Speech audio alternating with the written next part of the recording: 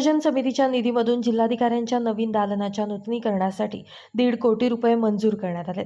त्याचं काम देखील सुरू करण्यात आलं. मात्र निधी वितरित झालं नसल्याचं सांगत अंदाजपत्र देण्यास सार्वजनिक बांधकाम विभागाच्या अधिकाऱ्यांनी टाळाटाळ केली. एकीकडे राज्यातील शेतकरी संकटात असताना दुसरीकडे मात्र जनतेच्या पैशांची कशाप्रकारे उधळपट्टी होतीये हे या प्रकरणातून समोर आलंय. याआधी देखील अनेक जिल्हाधिकारी धुळे जिल्हा कार्यालयात बसले होते. त्यांना कोणत्याही प्रकारची अडचण या ठिकाणी आली नाही. मग आता जिल्हाधिकाऱ्यांचा आलिशान दालन नूतनीकरण करण्याची गरज काय होती, असा संतप्त सवाल माजी आमदार अनिल गोटे यांनी उपस्थित केलाय. खरं तर वायफळ नाही, फालतू आहे. आलं का लक्षात? हे राज्यकर्त्यांचं पावलावर पाऊल टाकून प्रशासन पण त्यासाठी निघालेलं आहे. हे अत्यंत दुर्दैवाची बाब आहे. हे संवेदनहीन शासन आणि भ्रष्ट प्रशासन याची युती आहे. आता मागचे कलेक्टर बसवत नाही तिथे, संजय शिंदे साहेबांपासून सगळे बसतात. काय अडचण होती तिथे?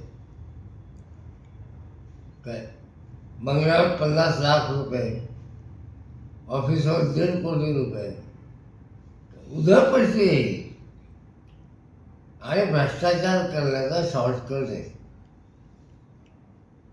त्याला काय मूल्यमापन नाही. फर्निचरचे काय भाव निश्चित केलेले नाही. लक्षात. त्यामुळे आणि शेतकरी आत्महत्या करत आहेत, वाहून गेले. काय त्यांच्या घरामध्ये खायची सोय राहिली नाही. लाज वाटली पाहिजे असा खर्च करताना. अतिशय बेशरमपणाचं लक्षण आहे.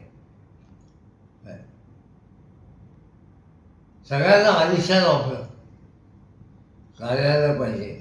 आता हे मंत्री ज्या मंत्र्याच्या बंगल्याचं रिनोव्हेशन करतात किंवा ऑफिसचं रिनोव्हेशन करतात, त्याच्या आधीचे मंत्री बसवते ना, तुम्ही काय करता?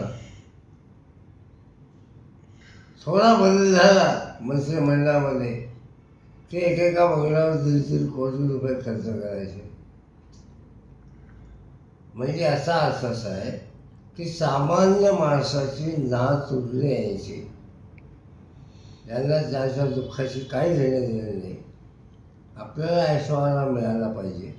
आता मुख्यमंत्री 21 लाखाचा पलंग घेतात.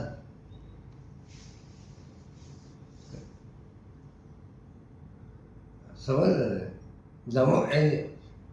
अधिकाऱ्यांवर या सरकारचं नियंत्रण नाही.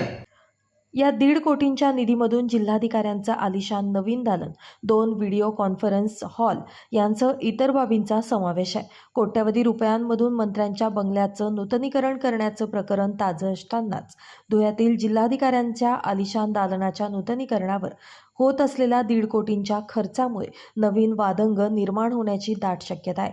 राज्यातील परिस्थिती पाहता मुख्यमंत्री यावर काय भूमिका घेणार हे पाहणं आता महत्त्वाचं ठरणार आहे. Bureau report, Lumbini news, Dhule.